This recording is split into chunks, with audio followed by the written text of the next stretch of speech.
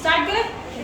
देखो अभी हम आज जो स्टार्ट करेंगे आपका चैप्टर 13 के टॉपिक है तुम्हारा some important topic of exam.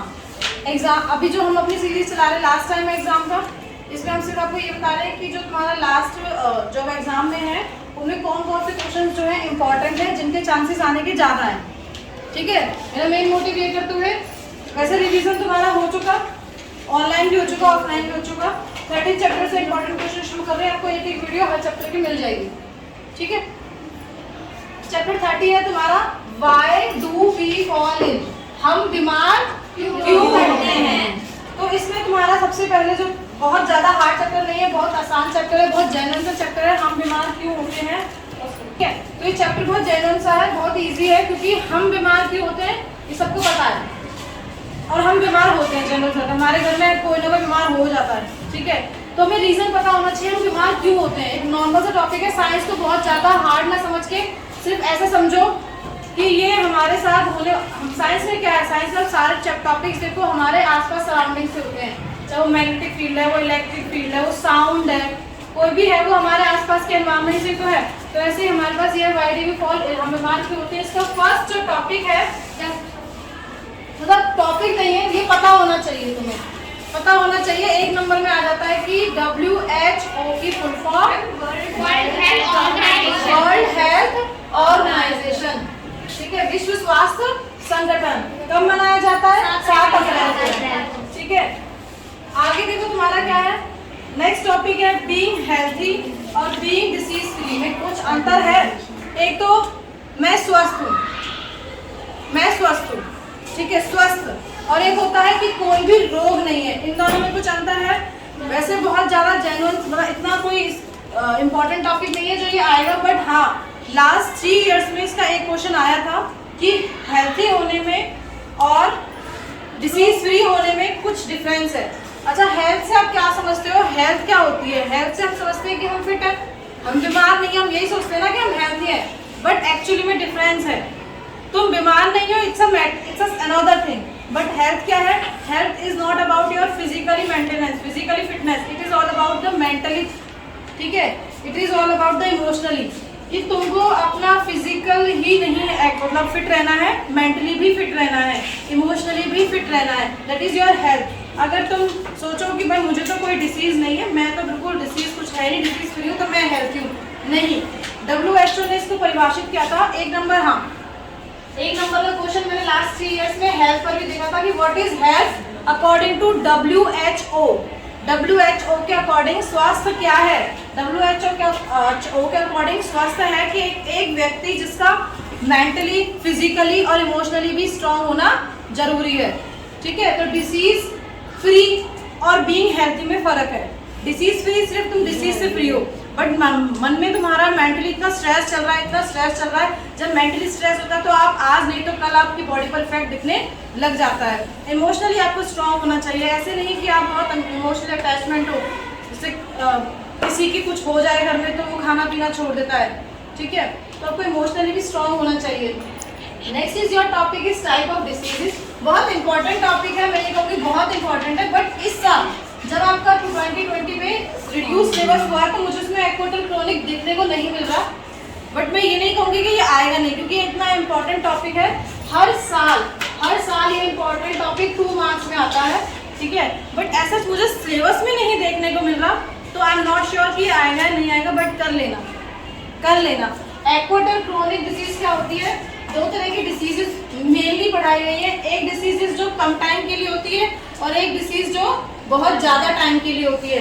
जैसे हमें खांसी जुकाम हुआ, आज हुआ, परसों हमारा ठीक हो गया। एक जुकाम नॉर्मल जो है तुम्हारा 9 डेज में होता है, वो 3 डेज में पीक पे चला आता है।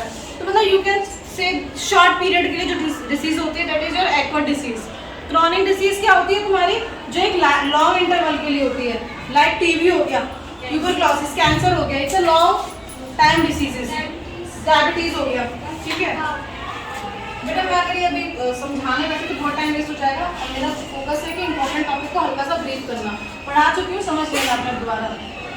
आगे है आपका इन्फेक्शियस डिसीज और नॉन इन्फेक्शियस डिसीज, यानी कि संक्रामक रोग और असंक्रामक रोग। इनको इंग्लिश में इन्फेक्शियस, नॉन इन्फेक्शियस कह सकते हैं, इसे इंग्लिश में कम्युनिकेबल और नॉन कम्युनिकेबल भी कह सकते हैं। कम्युनिकेबल दैट मीन्स जब हम किसी के कांटेक्ट में आते हैं, जब हम किसी के कांटेक्ट में आते हैं तो डिसीज एक पर्सन से दूसरे पर्सन में ट्रांसफर होती है, that is your communicable disease. The disease will transfer from one person to another person by the contact, it's called communication disease. Non communicable disease जो कांटेक्ट में आने से नहीं होती है, लाइक जैसे कि वायरस, ये होती किसके कारण है, ये वायरस के कारण होती है। आपने देखा ना कोरोना का क्या था, corona is a virus disease, मतलब इतना हो रहा था कि डिसीज हमारी हो चुकी थी। ठीक है, अभी तुम्हारा क्या है next topic, 5 micro infectious agent disease. देखो 5 जो तुम्हारे इन्फेक्शन डिसीज को कॉज करते हैं, मतलब डिसीज को एक दूसरे पर्सन से दूसरे पर्सन में ट्रांसफर करते हैं, वो है तुम्हारे वायरस, बैक्टीरिया, फंजाई, प्रोटोजोआ और वर्म्स।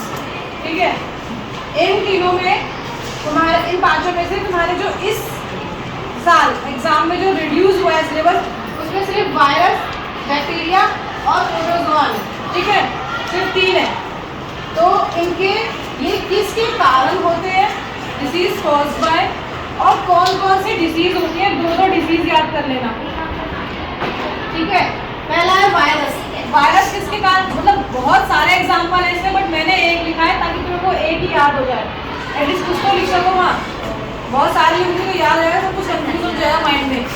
तो वायरस क्या है, HIV एड्स के कारण हमारा कॉज होता है। ठीक है, उसमें कहाँ डिसीज में क्या लिखोगे, HIV डिसीज ही लिख देना। ठीक है, और TB वगैरह लिख देना। नेक्स्ट तुम्हारा फंजाई, सॉरी बैक्टीरिया, बैक्टीरिया के कारण, बैक्टीरिया किस कारण होता है तुम्हारा, सल्मोनेला के कारण और टाइफाइड के कारण होता है। कौन कौन सी डिसीज होती है इसमें, पोलियो, टाइफाइड, ये सब होती हैं। दो डिसीज याद करना, बुक्स में रखते हैं। आगे है तुम्हारा प्रोटोजोआ। प्रोटोजोआ के किसके कारण स्प्रेड होती है डिसीज, अमीबा के कारण और प्लाज्मोडियम के कारण इसके। ठीक है, तो अमीबा, इसमें कौन सी डिसीज आ सकती है तुम्हारी, मलेरिया। ठीक है, और ये सारी इसमें एक एक दो डिसीज लिख के, और इन वायरस को, ये जो वायरस, ये तुम्हारे जो डेफिशिएंसी माइक्रोब्स हैं, ये किस कारण से होते हैं, ये बस दो याद कर लेना। ठीक है, और कुछ याद नहीं करना इसमें। हाँ, इन तीनों के ये सबसे नहीं हो रहा तो ये दोनों छोड़ना, क्योंकि तुम्हारे साथ सिलेबस में ये नहीं है। नेक्स्ट तुम्हारा टॉपिक है मीन्स और spread of infectious disease. Infectious disease किस ये तो हो गए तुम्हारे माइक्रोब्स, मतलब जो तुम्हारे रोगाणु होते हैं, जो तुम्हारे डिसीज को एक पर्सन से दूसरे पर्सन में ट्रांसफर करते हैं। बट और कौन कौन से मीडियम्स हैं, कौन कौन से मीन्स हैं जो डिसीज को एक पर्सन से दूसरे पर्सन में ट्रांसफर करते हैं, लाइक थ्रू एयर।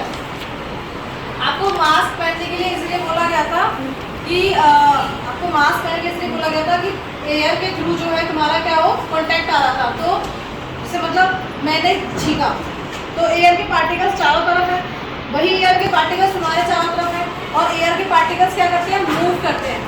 ठीक है, तो मैंने यहाँ पे छींका, मानो मुझे कोई डिसीज है, वो वायरस जो है एयर के पार्टिकल्स में चला गया, वो आप पर चला गया, तो डिसीज आपको हो जाएगी थ्रू एयर। और वाटर, जैसे कि आपको पता है कि हम लोग बोलते हैं कि पानी को साफ करके पीना चाहिए, प्योरीफाई करके पीना चाहिए, क्योंकि गंदे पानी में क्या होता है, बहुत सारे तुम्हारे बैक्टीरियाज होते हैं जो तुम्हें कोलेरा, डायरिया वगैरह डिसीज कर देते हैं। और एक और तुम्हारा क्या होगा, एक हो गया तुम्हारा एयर, एक हो गया वाटर, एक हो जाएगा तुम्हारा फूड द्वारा। हमें हेल्दी फूड खाना चाहिए, नीट एंड क्लीन फूड खाना चाहिए, गंदा फूड हमें नहीं खाना चाहिए, बाहर का फूड हमें नहीं खाना चाहिए, हमें जंक फूड्स को अवॉइड करना चाहिए। चौथा है तुम्हारा STD, चौथा है तुम्हारा STD। STD यानी कि sexual transmitted diseases, sexual transmitted diseases. ये डिसीज वो होती है जैसे जब एक मेल और एक फीमेल कांटेक्ट में आते हैं, और क्या होता है उनको वहाँ पे सेक्सुअली, एक जैसे HIV एड्स इसी डिसीज में आती है कि जो एक पर्सन से दूसरे पर्सन से वो सेक्सुअली ट्रांसमिट होती है, that is called STD, sexually transmitted disease. ठीक है, क्या वेक्टर्स, हाँ, लाइक ये 5 माइक्रोब्स से तुम्हारे वायरस, बैक्टीरिया वगैरह ये सब तुम्हारे डिसीज को स्प्रेड करते हैं। नेक्स्ट तुम्हारा लास्ट एंड नॉट लीस्ट, तुम्हें एड्स की फुल फॉर्म याद होनी चाहिए, आदत ही 1 नंबर में आई है। अभी मैंने ये वही क्वेश्चंस लिखे हैं जो आए हैं लास्ट 3 और 4 ईयर्स में आपके, ठीक है, एग्जाम्स में। तो एक्वायर्ड एड्स की पूरी फुल फॉर्म आपको याद होनी चाहिए। Acquired immunodeficiency syndrome, this is a sexually transmitted diseases. ये डिसीज अगर किसी को हो जाए तो क्या होता है कि उसका सारा सिस्टम वीक हो जाता है और इंसान की एक लिमिट होती है, वो ज़्यादा टाइम तक जीवित नहीं रह सकता। ठीक है, तो ये तुम्हारा चैप्टर जो है खत्म हो गया। Why do we fall ill, इसके इंपॉर्टेंट क्वेश्चन है। हर इंपॉर्टेंट क्वेश्चन के आपको सबको बताए नहीं है मैंने क्लास में, जो भी क्वेश्चंस कराए हैं सबको वो इम्पोर्टेंट क्वेश्चंस ही कराए हैं जो मैं यहाँ समझा के